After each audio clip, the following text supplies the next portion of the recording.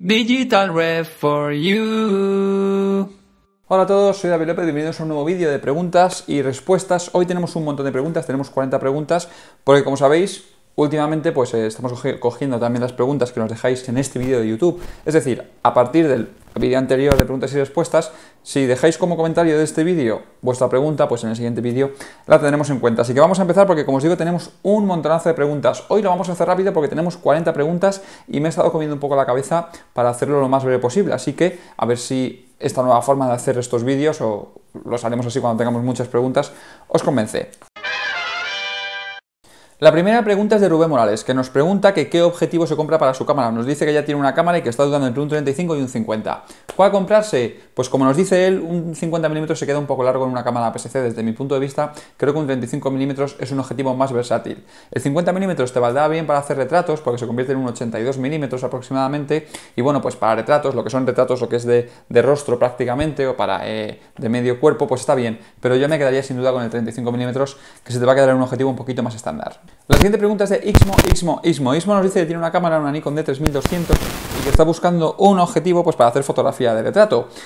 Para esta cámara, y más o menos como le decimos antes a Rubén, yo te recomiendo un 50 mm que se te va a quedar en un 82, y además que sea luminoso para el tema del retrato. Como decíamos antes, el 50 es un objetivo un poco más versátil, que te va a permitir hacer fotografía de retrato y algunas cosillas más, pero si lo quieres ser retrato puro y duro, pues a lo mejor un 50 mm de luminosidad 1.4, 1.8. Edgar Alfredo, ¿qué opinas de la fotografía con móvil? Bueno, la fotografía con móvil es interesante porque siempre llevamos un móvil encima, siempre podemos estar haciendo fotografías y es difícil que se nos pase muchos momentos que, en el caso de llevar una cámara, se nos pasarían. Pero los teléfonos móviles, hasta la fecha, y creo que poco a poco irán evolucionando un poco más en esa línea, no ofrecen una calidad, o sea, son ópticas que son algo angulares, no es que sean muy luminosas, pero bueno, no van mal, pero no nos permiten muchos controles. Hoy en día hay teléfonos móviles que ya pueden hacer fotografía en formato RAW, hay teléfonos móviles que incluso a través de aplicaciones nos permiten poder ajustar valores de la fotografía, pero creo que con el tiempo y desde hace años, desde que los móviles se convirtieron en smartphone, uno de los caballos de batalla han sido las cámaras de los teléfonos móviles.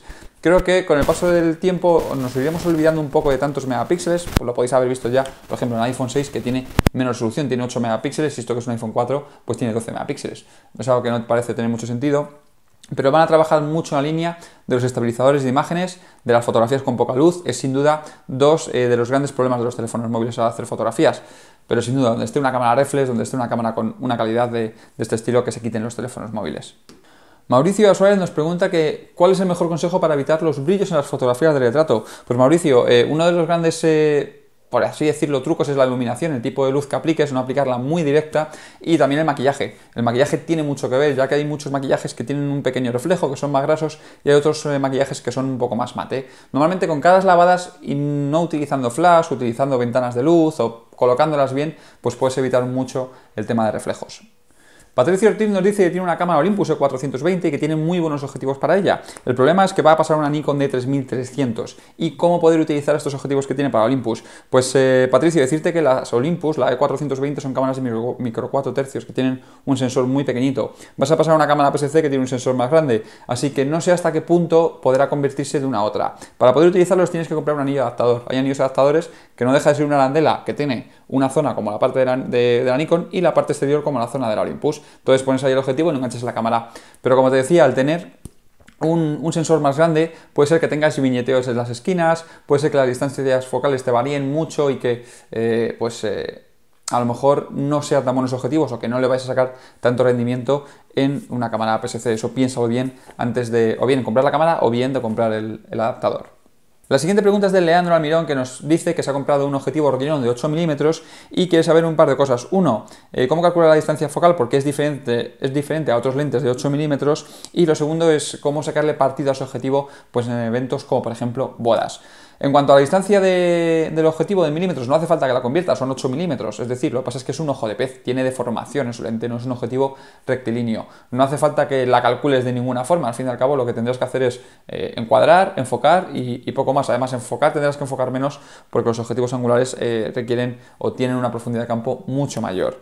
En cuanto a cómo sacarle partido a este objetivo, pues haciendo tomas muy generales, es decir, al fin y al cabo tienes un ojo de pez y vas a tener ese viñeteo negro, así que haciendo fotografía desde puntos altos, por ejemplo, si es como me dices en una boda y tienes la posibilidad de subirte a algún edificio que haya donde se esté celebrando la ceremonia, pues una terraza o algo así, te puedes subir desde arriba y hacer un plano desde arriba, o al fin y al cabo lo que tienes que buscar es, tienes un objetivo que tiene mucho angular, que capta mucho campo de visión y tienes que buscar un poco pues los momentos esos de grandeza. Puedes o bien utilizarlo para meter a todo el mundo o puedes utilizarlo para dar un plus de a lo mejor soledad cuando hagas fotografías solo, por ejemplo, a lo mejor de la pareja sola, ¿vale? Cuando son fotografías más de posado.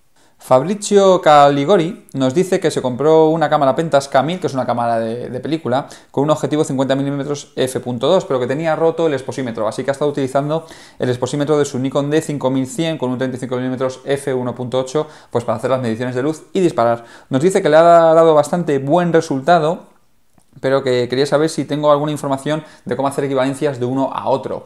No necesitas equivalencias, al fin y al cabo un fotómetro es un fotómetro. Lo que yo te recomendaría es olvidarte un poco de la D5100 y utilizar esto, un teléfono móvil. Tienes un montón de aplicaciones que son exposímetros, que tú le dices el ISO que quieres que estás utilizando, porque tienes película, no vas a variar el ISO, le dices qué diafragma tienes y él te da pues el valor en velocidad de obturación o viceversa, le dices el valor de velocidad de obturación y él te da diafragma. El problema de estos exposímetros normalmente que tenemos en los móviles es que son para luz refleja. ¿Qué es luz refleja? Pues luz refleja es, por ejemplo, si tú, Fabricio, estás donde la cámara, yo puedo medir tu exposición así, ¿vale? Entonces, lo que va a medir el móvil es la luz que le está llegando. Otra forma de hacer las mediciones, y que se utiliza mucho, lo que son fotómetros de mano, es la luz que incide en el fotómetro, que normalmente tienen como unas capuchas blancas, como unas semiesferas blancas, que lo que hace eso es medir la luz ambiente. Eso no lo tienes que apuntar hacia el sujeto, eso lo tienes que poner enfrente del sujeto. Es decir, si en este caso me voy a hacer una foto a mí, pues con esa capucha blanca lo teníamos que poner así para ver qué luz me está llegando a mí. Y el fotómetro te dice pues la exposición que tienes que poner o los valores de exposición que tienes que poner para poder tomar la fotografía. Es mucho más cómodo que tener una Nikon D5100 y es, no sé, me dices que te ha dado buen resultado y a lo mejor es porque la diferencia que puede haber es el tipo de zona que está midiendo, es decir, en la D5100 a lo mejor estás midiendo con una medición evaluativa y esa fotografía en concreto que quieres hacer requiere otro tipo de medición y a lo mejor ahí puedas notar pequeñas diferencias, pero al fin y al cabo la exposición es exactamente la misma. Miguel Arredondo nos dice que se ha comprado un flash Gloxy GX F990 y nos dice que cómo puede utilizarlo, cómo sacarle más rendimiento debido a que su D3300 no tiene la opción HSS de sincronización rápida. Pues mira, Miguel, yo siempre recomiendo utilizar el flash en modo manual, ¿vale? Lo que pasa es que te va a requerir hacer algunas prácticas o algunas pruebas. Como me dices que te dé alguna recomendación para utilizarlo en sitios cerrados, como por ejemplo una discoteca, es que juegues un poquito con la velocidad de actuación, es decir, pon el flash en modo manual, dispara siempre, yo te recomendaría bajas potencias, ¿por qué? Porque vas a ahorrar pilas, puede parecer una tontería, pero cuando el flash empieza a tardar mucho en hacer el refresco, da mucha graya y a lo mejor pierdes una foto porque no se dispara el flash en una fotografía porque no ha llegado a cargar el condensador. Entonces, te recomiendo dispararlo a poquita potencia, si lo puedes disparar en manual, a, pues yo que sé, un 16avo, un 64avo, un 32avo, y que subas un poquito el ISO de la cámara. No te digo que lo subas a 1000 y pico, pero por ejemplo a 400, 800 ISO, pues irá bien. ¿Qué puedes hacer? Pues probar a hacer, sobre todo en discotecas, hacer disparos bastante lentos. No dispares a la velocidad de sincronización de la cámara. No dispares a un 250avo. Me dices que tienes ese problema de que no tiene la cámara HSS, pero yo no creo que sea un problema. Hasta hace no mucho tiempo, pues solo las cámaras muy tope de gamas tenían esta opción. Solo los flashes muy tope de gamas tenían esta opción. Así que no te angusties por eso. Eso te va a cohibir en cuanto a poder congelar una acción en movimiento. Es decir, que hagas una fotografía con flash, pues a lo mejor de una persona montando en moto, o alguien con un coche, o ese tipo de cosas, alguien que esté corriendo. Para esos casos sí que es un poco faena, porque te va a salir sujeto movido.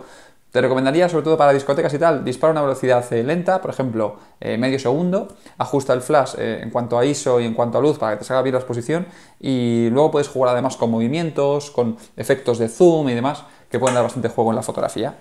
Ramón Araujo nos dice que si creo que la película está muerta, que cuando fue la última vez que utilicé o que disparé en 135mm, es decir, con película. Pues no creo que esté muerta, lo que sí que está claro, Ramón, es que la película se está quedando para un uso muy concreto, que es para un uso profesional, para un uso en el cual se busque la película por algo en concreto, como puede ser a lo mejor, por ejemplo, por su gran rango dinámico, por la respuesta a colores, etcétera. La última vez que disparé 135mm, pues hace unos meses, que fue en una boda que fue aquí en Madrid, no sé, en octubre más o menos, en septiembre, octubre. Dispararé otra vez en película dentro de unas semanas, que voy a hacer algunos reportajes de preboda y tengo ganas de hacer este tipo de reportajes también con película, así que en unas semanas volveré a disparar. Por ahí tengo la cámara de película, ¿vale? Aunque es muy sencillita. Estuve mirando hace unos meses para adquirir una cámara una gama más alta que en su día costaba una pasta y que hoy en día pues las podemos encontrar por muy poquito dinero y que podemos hacer bastantes virguerías con cámaras que hace unos años eran topes de gama en película y que hoy en día puedes encontrar de segunda mano, pues no sé, por 300 euros o así, y son cámaras que en su día pues costaban una auténtica barbaridad. La siguiente pregunta es de Alberto Polo Cuevas y nos dice que próximamente está pensando en comprarse una cámara full frame, un cuerpo full frame, y que tiene un Nikkor 35mm f1.8. El cual nos dice que tiene entendido que viñetea en las cámaras full frame. Nos dice que si esto le va a pasar con todos los objetivos baratos o si también sucede en Canon. Pues Alberto, decirte es que Canon tiene un poco de manía rara, porque mira, esto es un objetivo para APS-C, ¿vale? Que tiene este cuadradito blanco, que es un objetivo EFS. Esta S hace que no sea compatible con una cámara full frame, como por ejemplo la 5D. Si lo intento poner aquí, esto no encaja, porque la bayoneta, aunque es la misma, tiene una pequeña muesca que no permite encajar. Entonces, los objetivos de Canon que viñetearían en una full frame, normalmente no van a encajar en la full frame, así que no hay problema. Pero otros objetivos, como por ejemplo objetivos de Sigma, sí que puede ser que viñeten. ¿Por qué es esto? Pues porque lo han fabricado para cubrir un sensor APS-C, no un sensor full frame. Así que no porque sean baratos o caros, sino que el fabricante va a diseñar el objetivo en relación a si va dirigido a una APS-C o a una full frame. Esto es como los coches. Si el fabricante va a hacer un objetivo, va a diseñar un objetivo en base a una full frame, va a ser más caro. ¿Pero por qué? Porque la cámara es más cara. No cuesta lo mismo una llanta de un BMW que una llanta de un SEAT. ¿Por qué? Es el mismo material, es la misma aleación de aluminio, pero oye, uno ha costado 40.000, otro ha costado 10.000. Entonces, pues ahí la diferencia y el fabricante lo sabe y se intenta aprovechar de ello. Así que no tiene por qué pasarte en todos los objetivos, pero te puede pasar. Tengo mis dudas ahora mismo de lo que me dices del 35mm f1.8, pero es posible. Mira que si a lo mejor hay otra gama de objetivo, no sé si me estás hablando del objetivo de la serie G o de la serie D, o porque con Nikon me hago un poco de lío con estas series, pero es posible que a lo mejor otra gama de Nikon no tenga el viñeteo porque esté ya diseñado para full frame. Claro, como tú dices, seguramente se va a disparar de precio. Jenny Chávez nos dice que estaba pensando en comprarse una cámara full frame de segunda mano y nos dice que si es bueno o que si debería comprarse una cámara full frame de segunda mano, que tenemos que tener en cuenta a la hora de comprar una cámara de segunda mano. Pues Henry, te digo que lo primero es revisar muy bien la cámara. Si puedes ver los disparos que tiene, ten en cuenta que una cámara full frame normalmente tiene unos obturadores que permiten unos 100, 150.000 disparos aproximadamente. Una vez que veas, esto es como los kilómetros de un coche, una vez que veas que no tiene una barbaridad de disparos, que seguramente los tenga, porque suelen ser cámaras que van dirigidas a niveles profesionales, pues una vez que revises esto y que te parezca bien los disparos que tiene, ten en cuenta que la vida útil aproximadamente de un obturador son 150.000 disparos en algunas cámaras o las cámaras de hoy en día. Pues si tiene 140.000 no pagues mucho por ella. Si tiene 70.000, 60.000 disparos, pues seguramente te pidan un poco más por ella, como pasa con los coches.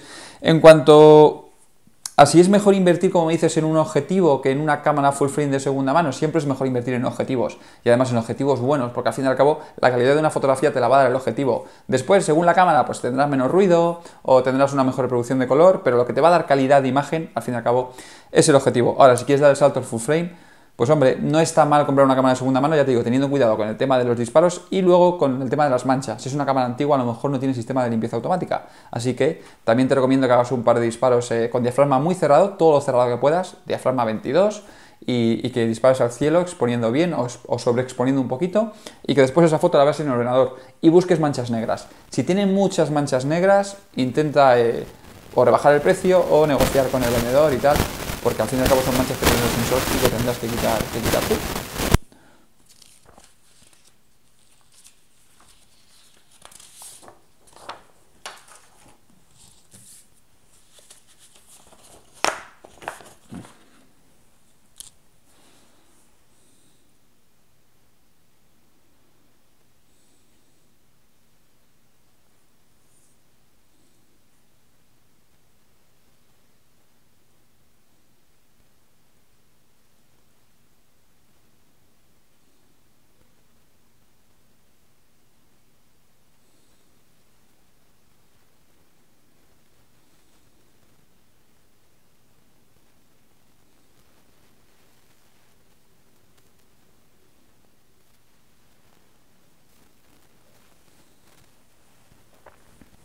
La siguiente pregunta de Roberto García es un poco complicada.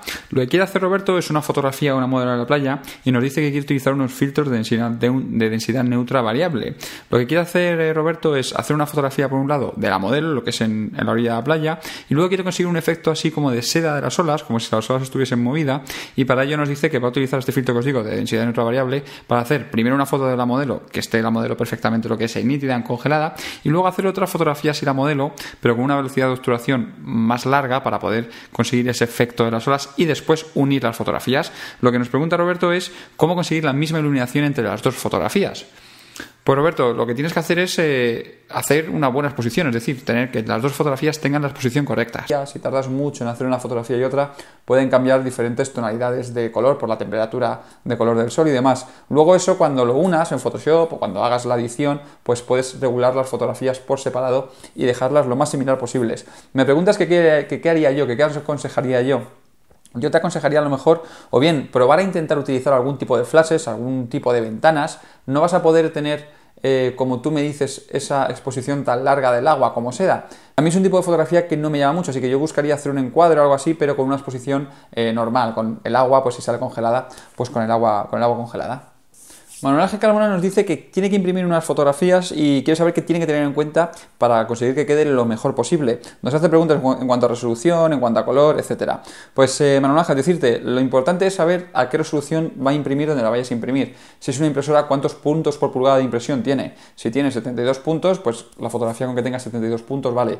Si la máquina que lo va a hacer tiene una resolución de 250 puntos, que es por ejemplo, lo que tiene el papel fotográfico químico normal, tradicional de toda la vida, pues tendrá que ser 250 puntos por pulgada.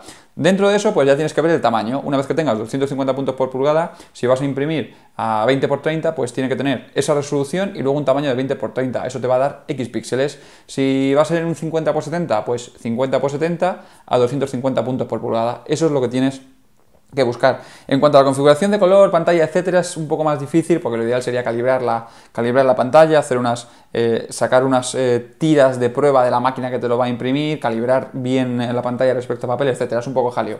Así que yo te recomiendo pues hacer tiras de prueba, es decir, esa fotografía que vas a imprimir en 50×70, haz un recorte, es decir, si tienes la fotografía que vais a imprimir, por ejemplo, en 50×70, saca un fragmento al 100% en tamaño 10×15 de una zona de la fotografía, por ejemplo, una cara, una zona que tenga un poquito de todo. Si vas a hacer una fotografía, por ejemplo, de un retrato con un fondo en el cual pues tenga varios elementos, busca sacar un poco de piel, un poquito de fondo, un poquito de ropa y tal, y pues hace un 10×15 donde la vayas a hacer. El papel no va a ser igual, seguramente reaccione diferente el papel a diferentes tamaños, a lo mejor la máquina tampoco es igual. Esto es importante solamente si la máquina es igual, y de un día para otro pues puede variar levemente, ¿vale? No vas a ver grandes diferencias.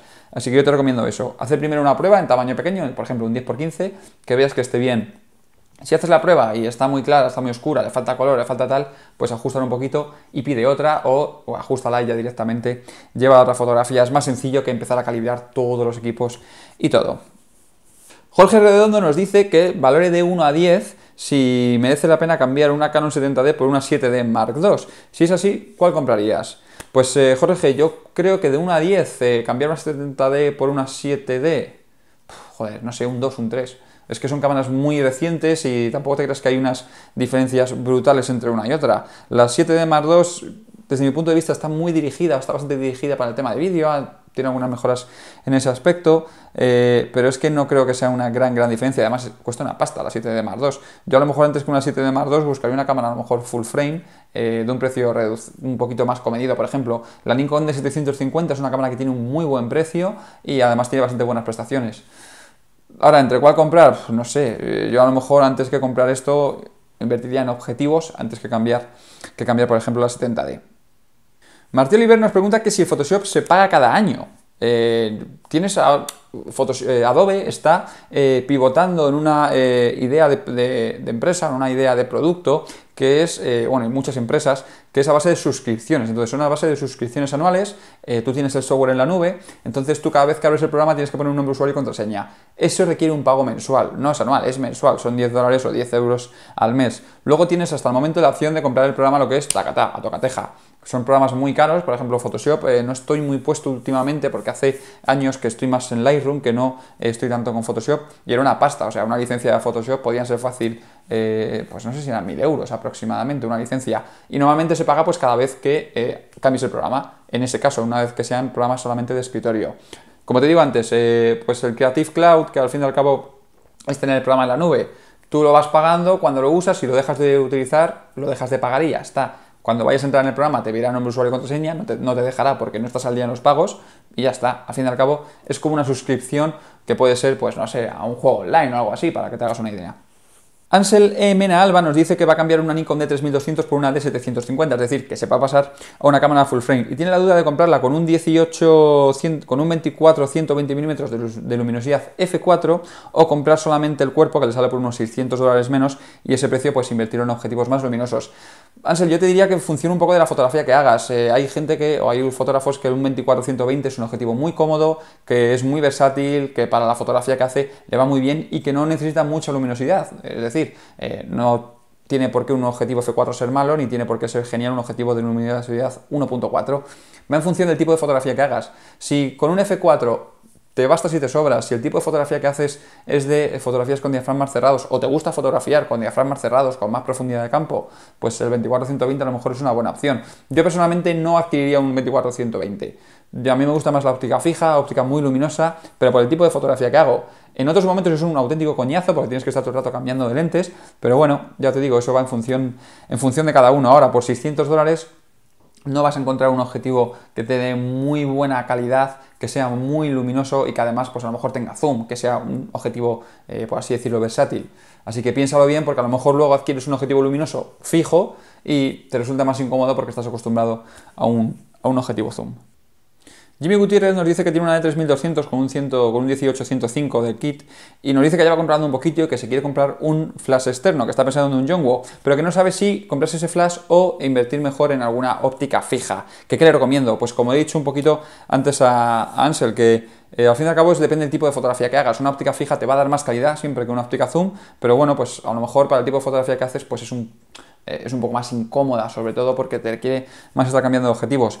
Siempre yo digo que recomiendo pues un 35, un 50 mm para fotografía de retratos, un 35 que es un poco más versátil para hacer fotografía de calle, para callejear un poco, pero yo creo que es más importante tener un buen objetivo que un flash, ¿vale? Porque con el flash sí que puedes hacer cositas, pero yo creo que te vas a divertir más o que le vas a sacar más partido sin duda a un objetivo. En cuanto a tu otra pregunta, que es un trípode por un precio de unos 50-60 euros aproximadamente, pues mira los trípodes, por ejemplo, de marca Manfrotto, los sencillitos, las gamas bajitas de Manfrotto, que van a tener un precio sobre 50-60 euros, que además hay algunos que tienen como un joystick, y para cámaras que no pesen mucho, como puede ser en tu caso la de 3200, pues está... ¿3200? No, sí, 3200, pues son trípodes que son bastante cómodos y que además que son muy ágiles. Manuel Dajer nos dice que cómo manda a imprimir fotografías, que si es solamente JPG o existe algún otro tipo de formato. Manuel, normalmente todas las máquinas que imprimen trabajan con formatos JPG o TIFF.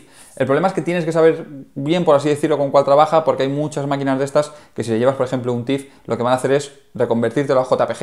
Entonces, en esa conversión que te hagan, tú no vas a controlar qué colores están cambiando y demás, así que yo te recomiendo sin duda llevarlo en JPG, que es el formato más estándar para imprimir. Si llevas una fotografía en RAW, no te van a poder imprimir porque es una fotografía en RAW, no es un archivo de imagen como tal, es un archivo de información, pero que hoy en día hay mucho software que convierten a una imagen normal, a una imagen en JPG, a una imagen visual, por así decirlo, es como el negativo de toda la vida, así que te recomiendo sin duda que lo hagas en JPG. Laura de la Nuez nos dice que le encantaría que hiciéramos algún vídeo de cómo poder mover a las personas que fotografiamos, es decir, de poses y demás, cómo poder dirigir a personas. Veremos en un futuro si lo podemos hacer, porque lo quiero hacer, ¿vale? Lo único que me hace falta modelos y demás y prepararlo un poco, pero no soy una persona que le guste mucho dirigir a gente cuando hace fotografía, no voy diciendo mucho así, o sea, así, me gusta un poco más la naturalidad, la espontaneidad que puede tener, pero bueno, intentaremos hacer algo en el futuro, tranquila que lo haremos. ¿Algún truquillo? Pues para esto, pues buscar sobre todo poses que sean cómodas, que la persona a la que estemos haciendo fotos esté cómoda y no buscar cosas que sean muy duras, sobre todo duras en el sentido, pues articulaciones muy torcidas o posturas que la persona esté un poco incómoda porque se le va a notar, va a estar como un palo, va a estar muy tiesa y al fin y al cabo pues es buscar, sobre todo a mí me gusta buscar naturalidad, que haga una acción, que según va haciendo la acción tú vas haciéndole fotografías, caminando, columpiándose en un columpio, etcétera, ¿vale? Pero que sea sobre todo natural. Pepe Pote nos pregunta por el enfoque automático y nos dice que porque hay algunas cámaras que dicen que a diafragma, que por ejemplo que enfocan hasta diafragma f6.3, que si después no enfocan, que qué ocurre, por qué pasa esto. Pues Pepe, normalmente las cámaras lo que enfocan es por luz, por contraste. Lo que hace una cámara es coge mi luz, coge la luz de atrás y entonces la diferencia que hay entre mi luz y la de atrás tiene que tener un contorno cortado perfecto, tiene que tener un contorno completamente liso. Si el contorno está difuminado es que no está enfocado. Muchas cámaras lo hacen así. Entonces, una cámara para poder hacer eso necesita luz. Si tenemos un objetivo con una luminosidad muy pequeñita, por ejemplo, con un f, pues ponte 8, pues entra muy poquita luz y la cámara no recibe suficiente luz como para poder diferenciar un punto de otro. Así que por eso las cámaras necesitan, o hay cámaras que son sensibles hasta un f. Normalmente los objetivos, cuando descansan, por ejemplo, ahora en este no se nota mucho, pero cuando un objetivo descansa, siempre descansa con el diafragma totalmente abierto. Entonces, la cámara siempre va a enfocar con el diafragma abierto. Por eso, normalmente las cámaras son sensibles a f5.6, porque los peores objetivos son de diafragma 5.6, los peores entre comillas, en cuanto hablamos de objetivos de kit, son de 5.6. Esto es así y no se puede modificar, ¿vale? Así que muchas veces el problema que como tú me dices, de utilizar multiplicadores, de utilizar anillos de extensión y demás, es que nos van a subir mucho la luminosidad, porque un objetivo, que por ejemplo, que sea de diafragma 2,8, si le ponemos un multiplicador de 2, pues va a pasar a ser un diafragma 5,6. Si le ponemos un multiplicador de 3, pues va a pasar a ser un diafragma 8. ¿Cómo evitar esto? Pues no se puede evitar, al fin y al cabo es la luz que entra en el objetivo y es la sensibilidad que tiene la cámara en su sistema de enfoque. Así que cuando utilicemos duplicadores o estas cosas, muchas veces pues tendremos que recurrir al enfoque manual porque el automático no podrá hacer su labor. La siguiente es de Pablo Madrid, que nos dice que se compró un trípode Manfrotto, un 0,55, que le costó unos 200 euros, y que aparte lleva una rótula Manfrotto de unos 100 euros. Nos dice que es un trasto enorme y que al fin y al cabo él no nota muchas diferencias en cuanto pues, que el trípode es para corregir pulso.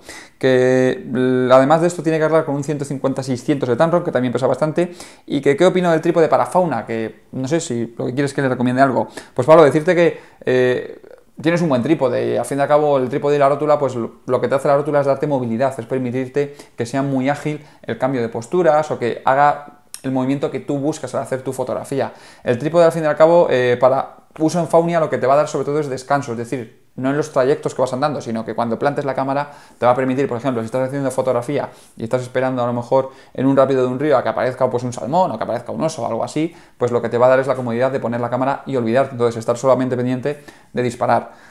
Yo a lo mejor te recomendaría, si te resulta muy incómodo, un monopié. Hay muchas veces que el monopié te da justo lo que es ese punto para que la fotografía no te salga movida, es menos pesado, es un poco más cómodo de llevar, a lo mejor un monopié en tu caso te podría venir un poco mejor. Como te digo, un trípode para la fauna sobre todo es cómodo para plantar la cámara y quedarte ahí. El monopié es más pues para moverte de un punto a otro y demás, sobre todo porque te ayuda mucho a descansar ese 150-600 cuando la apoyes. David Revelo nos dice que se quiere comprar una Nikon D5500 y que no sabe si comprársela ahora o esperar unos meses a que su precio baje un poquito. David, si esperas seguramente salga la 5600, entonces te dará un poco de angustia comprarte la 5500 en vez de la 5600. Como ahora te puede dar a lo mejor comprarte la de 5300 en vez de la 5500. Piensa cuál comprarías ahora, si la 5500 o la 5300. Si la respuesta es 5500, dentro de X meses, tu respuesta sería la 5600. Así que esperar o no, pues no sabría decirte. Si puedes permitírtela y tal, yo te diría que te la compres. Al fin y al cabo es tecnología y siempre cuando baja de precio es porque sale otra que es mejor y baja y sale otra que es mejor y baja y sale otra que es mejor. También me dices que qué objetivo comprar para grabar vídeo. Pues para vídeo suelen ser muy cómodos los objetivos zoom. Objetivos que te cobran un poquito todo el rango y que además sean algo luminosos. Por ejemplo, 17-50, 2.8. Son objetivos que son bastante cómodos. Para retratos, ese mismo 17-50, si lo utilizas en la posición de 50 mm, es equivalente a un 80. Y el 2.8 no es que sea muy luminoso, pero es un objetivo que ya tiene una profundidad de campo decente pues para hacer fotografía, como nos dices, de retrato.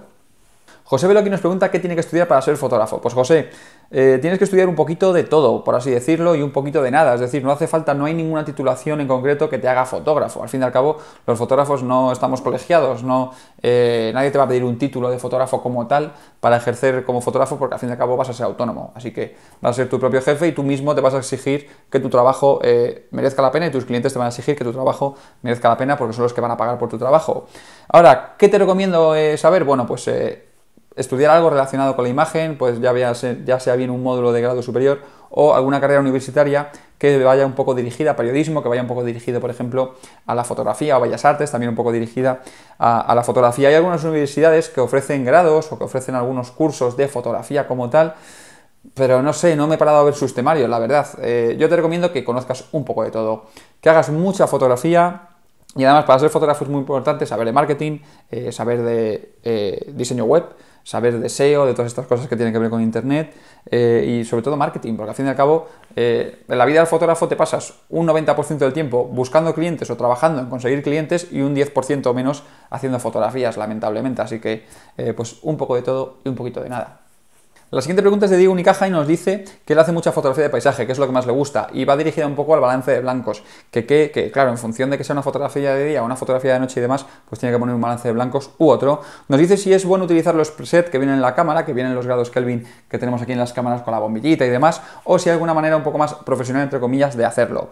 Pues Diego, manera más profesional de hacerlo, no, porque al fin y al cabo sí, pero no, porque al fin y al cabo lo que estás haciendo en esos preajustes de la cámara, cuando te pone tungsteno es que la cámara se pone a 3200 Kelvin, cuando pones fluorescente se pone a 4200, cuando pones luz de día se pone a 5600, es decir, son pues a grandes rasgos las diferencias que hay entre los tipos de iluminaciones más normales. ¿Alguna manera más profesional de hacerlo? La cámara seguramente tenga, porque tú tienes, más dicho, la de 3300, sí, la cámara seguramente tenga un ajuste manual de balance de blancos. Entonces lo que tienes que hacer es poner el ajuste manual, la cámara te pedirá que hagas una fotografía, que hagas una toma, y tienes que poner un papel blanco delante de la cámara y hacer ahí la medición de ese balance de blancos. Ten en cuenta que si estás haciendo, por ejemplo, yo aquí detrás tengo una farola, pero allí delante tengo la fotografía que voy a hacer con el faro de un coche, no me serviría de nada tomar el balance de blancos aquí, porque me va a reflejar la farola y la luz del coche seguramente sea más azul. Lo que tendré que hacer es hacer que en este papel incida la luz principal que va a tener la fotografía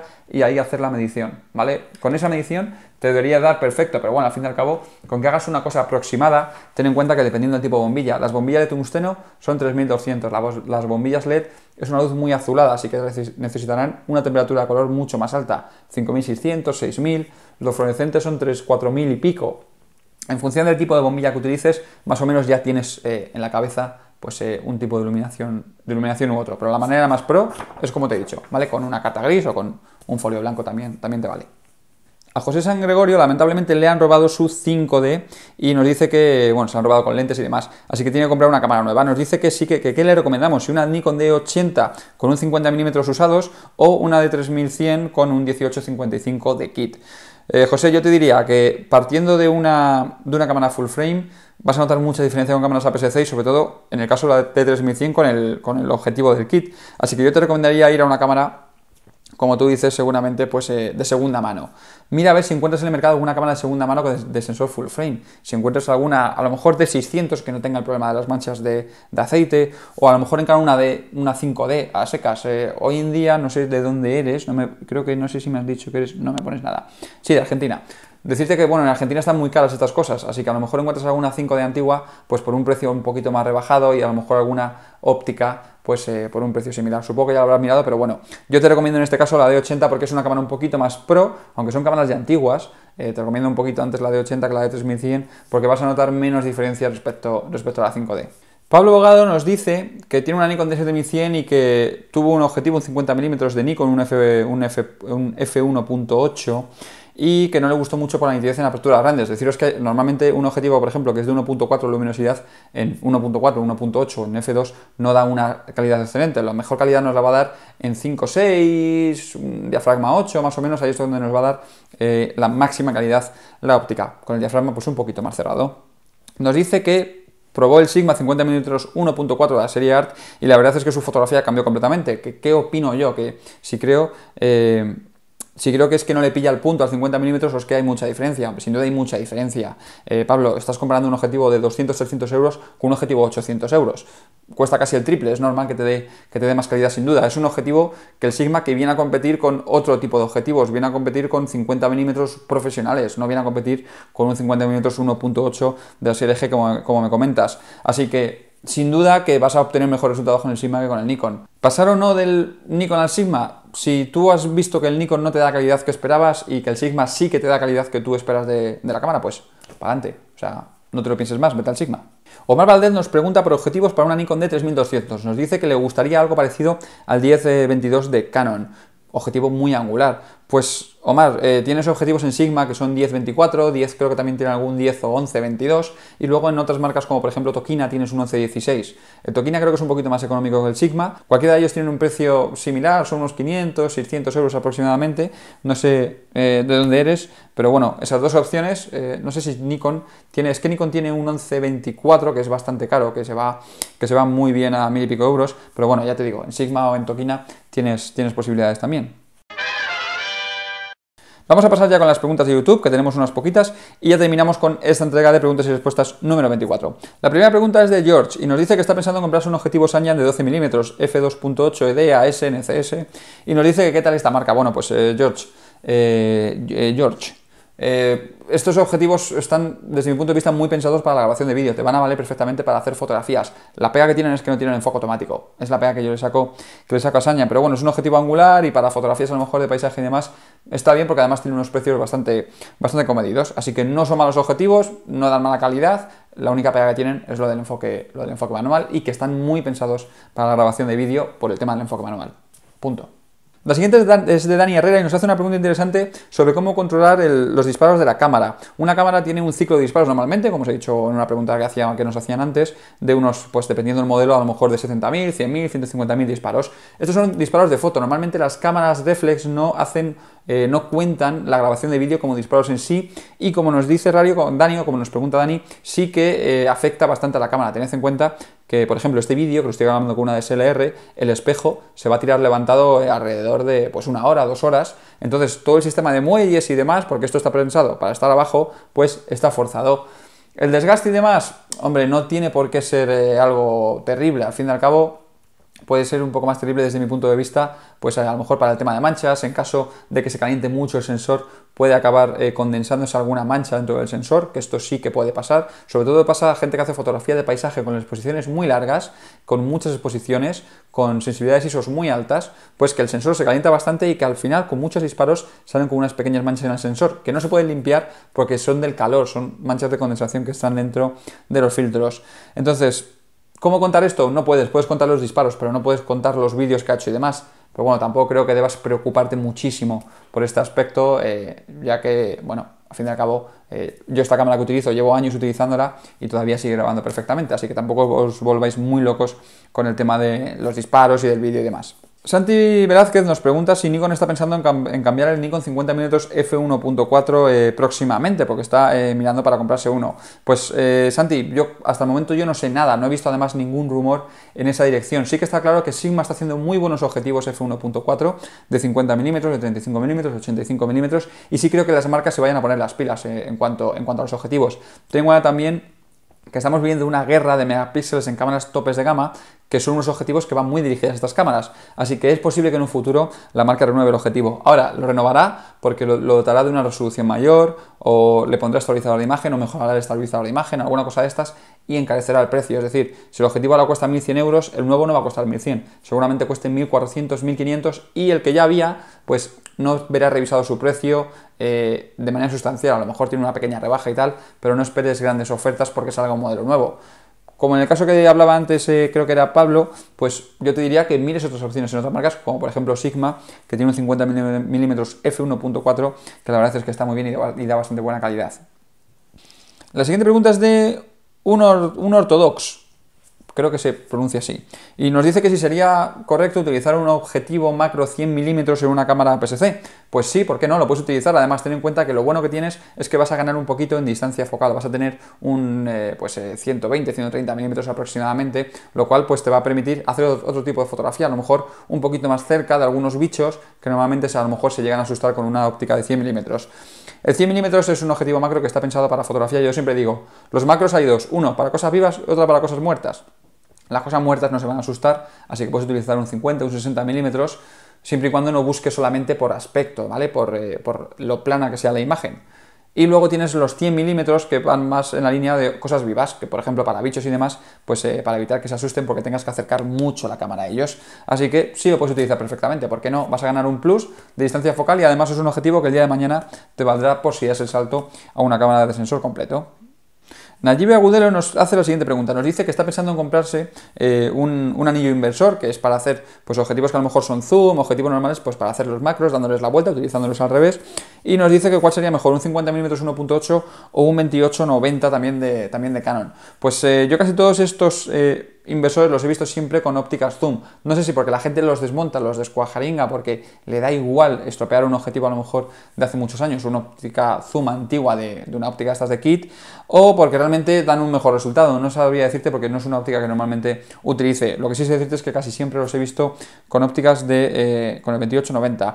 Entonces no sé hasta qué punto el tema del 1.8 se traduce también al invertirlos, ¿vale? Es que ya te digo, en este tema me pillas un poco verde porque no suelo utilizar ese tipo de ópticas invertidas, no he utilizado nunca ese tipo de objetivos. Pero si el 1.8 se te va a traducir con el anillo inversor, pues a lo mejor te merece la pena pues tener ese plus de luminosidad que en cuanto a cerrarse el diafragma, los dos se van a cerrar mucho. Así que a lo mejor es 50mm, ¿vale? Pero tienes que tener un poco en cuenta cómo afecta la distancia mínima de enfoque de uno a otro, cómo va a afectar el tema de la luminosidad y demás, ¿vale? En función de cómo afecte la distancia que tengas mínima de enfoque en uno y en otro, pues yo me decidiría por una cosa de esas. Roberto Bastida está pensando en comprarse una cámara acuática y está entre dos, una Nikon AW120 y una Sony TX30. ¿Cuál de ellas me recomiendas? Pues con todos los años que tengo de experiencia en cámaras acuáticas, te digo una cosa, no te gastes mucho dinero en una cámara acuática. No te compres la mejor cámara acuática que haya en el mercado. ¿Por qué? Porque al fin y al cabo son cámaras que vas a meter dentro del agua, si la vas a meter dentro del agua, y las juntas de goma y demás se acaban estropeando y acaba entrando agua finalmente. Ten en cuenta que estas cámaras, todas las juntas y demás tienen una garantía limitada, es decir, tú cada año tienes que hacer una revisión de todas las juntas en el servicio técnico para que el servicio técnico te garantice la estanqueidad de la cámara. Estas revisiones son pagadas por el usuario y si no las realizas pierdes la garantía, es decir, que una cámara en un año ya puede ser que le entre agua y que el fabricante te diga que él se limpia las manos porque no has hecho la revisión anual de las juntas de goma. Así que yo te recomendaría comprar una cámara baratita porque dentro del agua no prima la calidad de imagen, no prima que la nitidez, no prima el tal. Lo que prima es que se vea la fotografía. Y eso casi siempre te lo va a hacer una cámara baratita o una cámara muy cara. No te estoy diciendo que te compres la peor cámara, pero seguramente a lo mejor, pues, no sé, Fujifilm tiene unas cámaras que están bastante bien, que son las XP, que son cámaras que puedes encontrar muy baratitas y que, oye, pues tampoco están mal.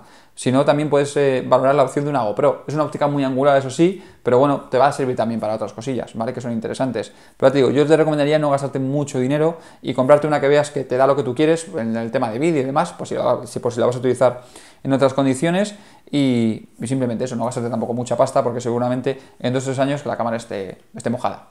Ibarra Racing nos dice que se quiere comprar una Canon EOS 1200D y que ha visto que tiene la ampliación del ISO hasta 12800 pero que no sabe cómo se aumenta. En el menú de la cámara tienes que meterte y tienes que activar el modo de ampliar sensibilidad. Una vez que activas el modo de ampliar sensibilidad te vas al ISO y tiras para arriba. Te pondrá, no sé si te pondrá 3200 o 6400 y el siguiente paso te pondrá H1, te pondrá High, que eso es que está a 12800, está a la posición más elevada posible. Clavo Pedro Huertas nos dice que va a empezar un curso de fotografía en unos meses, el trimestre que viene, y que tiene muchas dudas de si comprar una cámara Nikon, si comprar una cámara Canon, que qué modelo le recomiendo. Siempre os digo lo mismo, no os volváis locos con qué cámara comprar, con si Canon, si Nikon y tal. Id a una tienda, coged las dos, ved cuál os gusta más, por botones, por forma, por estética, por peso, por todo, ¿vale? No os volváis locos, no hay grandes diferencias de una Nikon a una Canon, a una Sony, a una tal. Mirad la cámara que os guste, que sea una cámara reflex, y en tu caso, si vas a empezar un curso dentro de un tiempo, te recomendaría sobre todo ver el temario de ese curso o hablar con algún profesor de ese curso, porque ellos van a saber lo que van a dar y en función pues, de lo que vayan a dar, a lo mejor les sacan más partido de una cámara u otra, pero tampoco puedes basar en eso la compra de una cámara. Yo cuando estudié fotografía, fui a una tienda de fotografía, me compré la cámara más baratita, que entraba más o menos dentro de lo que yo estaba buscando, que no fuese tampoco muy complicada, porque al fin y al cabo no tenía ni idea en aquel momento, y fue una cámara Canon, y pues así sigo. No os volváis locos porque al fin y al cabo no hay grandes diferencias de una marca a otra. Kevin Chávez me pregunta que por qué me decidí en su día por la Canon EOS 5D Mark II en lugar de por la 6D. La respuesta es muy fácil, no existía. Cuando me compré la 5D Mark II, la 5D Mark II es la que había en el mercado, era la cámara full frame que tenía Canon por debajo de las, por así decirlo, para deportes, de las 1D y demás. Así que poquito después sacaron la 5D Mark III y, bueno, creo que fue antes la 6D, pero bueno, me compré esta porque no existía la otra. Ahora estos días he estado mirando, porque seguramente estos días compré una 5D Mark III. ¿Por qué no me compré una Mark IV, una DS? Porque no quiero tantos megapíxeles. ¿Por qué no me compro una 6D? Porque el sistema de enfoque es muy malo y el de la 5D Mark III es un sistema de enfoque con más puntos, simplemente por el sistema de enfoque. Eduard Guillén nos pregunta por las cámaras Sony. Nos dice que se va a comprar una Sony A58 y porque en su país son un poquito más económicas o son más accesibles que las Nikon o las Canon. Y que qué le parece, qué me parece esta cámara, qué me parece las cámaras Sony. Son cámaras que están bien. Sony ha hecho cosas muy atrevidas dentro de las cámaras reflex, como poner el espejo translúcido, como poner los visores electrónicos con mucha información. Me parece que son cosas que molan, que están bien. Además, tú coges una cámara Sony cuando eres fotógrafo y dices, ostras, tiene cosas chulas que grandes fabricantes como Nikon o Canon no hacen o no se atreven a hacer. No se atreven a hacer porque al fin y al cabo no pueden hacer grandes cambios por no mosquear a la gente o por cuando algo funciona, pues no lo cambies porque funciona, ¿vale? El día que deje de funcionar, pues ya verás cómo cambiarlo. Así que me parece que son buenas cámaras, me parece que están bien, pero a Sony le faltaba pues un poquito de meterse en el mercado, de ampliar mucho su gama de objetivos. Hoy en día ya tiene mucha gama de objetivos y lo que hace falta es que fotógrafos profesionales tengan sus cámaras, porque no me parecen malas cámaras ni mucho menos. La siguiente pregunta es de Dani Málaga y nos dice que ha leído en muchos sitios el tema del límite de sobreexponer una fotografía, que si debemos llevar un poquito por arriba las fotografías en las cámaras digitales. Yo te diría que en el digital hay que llevar mucho cuidado porque normalmente una cámara de carrete aguantaba mucha caña en cuanto al rango dinámico, una digital no. En cuanto te lleves una fotografía 2 pasos para arriba, seguramente ya empieces a perder información. Así que yo te recomendaría tener mucho cuidado porque a lo mejor haces una fotografía con 1,5 pasos por encima, 2 pasos, cambia un poco la escena, sale un poco el sol y ya te has estropeado la foto, ya te la ha quemado, ¿vale? Así que ten cuidado con eso, porque además en los blancos perderás enseguida información. Entonces, la mejor forma de exponer es tener el exposímetro justo a la mitad, es la forma correcta de exponer, ¿vale? Exponer perfectamente. Después, si tú quieres hacer una cosa para arriba o por abajo, ya es para darle también un toque un poco personal a la fotografía. Vas a encontrar en muchos sitios, como me decías, pues que te recomienden una forma, que te recomiendan otra. Al fin y al cabo, la posición correcta es la posición correcta. Y luego ya, pues dependiendo de la fotografía que vayas a hacer, pues a lo mejor lo que quieres es derechar un poco el histograma, llevar un poco para arriba las zonas de sombra. Eso ya es cosa de cada uno. Pero yo te recomiendo, si sobreexpones, que no sobreexpongas mucho porque el límite normalmente de una cámara digital es de 2. Así que si te pasas de ahí seguramente pierdes información.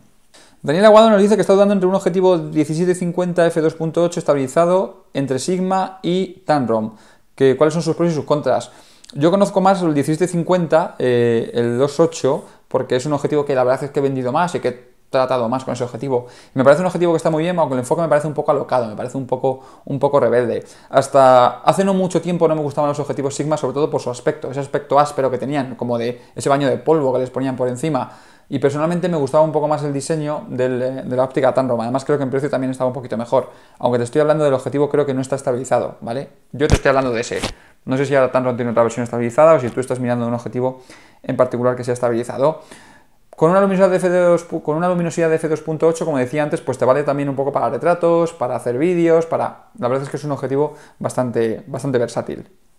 La última pregunta es de Carlos Rodríguez y nos dice que cómo veo cubrir una boda o cubrir un 15 años con una 7D Mark II con las siguientes ópticas: un 16-35, un 35 mm y un 50 mm de Sigma de la serie ART.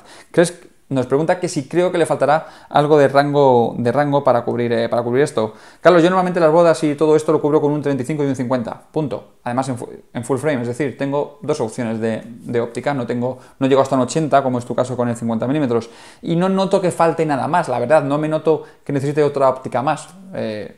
Estoy acostumbrado a utilizar estos objetivos, es lo que estoy utilizando, y para hacer algo un poco más angular, un poco más de grupo, tengo el 35, y para hacer algo un poquito más plano, más de retrato, más tal, tengo el 50 mm. Lo que pasa es que esto requiere moverte mucho, pero personalmente no creo que necesites nada para cubrir una distancia más larga. A lo mejor, pues para alguna foto puntual, pues un 70-200 te vendría bien, pero vamos, no te vuelvas loco porque con el 50 mm tienes más que de sobra. Pues muchas gracias a todos por las preguntas, han sido 40 preguntas, un montón. La grabación del vídeo han sido como 1 hora y media, 2 horas, luego esto lo editaremos, ¿vale? Lo juntaremos un poco para que sea un poquito más breve, espero que se haga algo más breve porque me daba miedo, porque fijaos todas las preguntas que hemos tenido en esta edición 24 de preguntas y respuestas. Como sabéis, ya podéis dejar vuestras preguntas aquí abajo en el vídeo como comentario de YouTube. Si estáis viendo a través del blog, a través de Facebook y tal, en unas semanas pondremos la próxima fotografía de preguntas y respuestas número 25 en este caso. Y ya solo me queda daros las gracias, deciros que os podéis suscribir aquí abajo en el canal de YouTube, en la esquina superior derecha, y seguirnos a través de redes sociales, Facebook y Twitter. Os recuerdo que en mayo tenemos una cita en el Photowalk de León. Os podéis suscribir al final del vídeo. Soy David López para digitalrefolio.com. ¡Hasta la vista!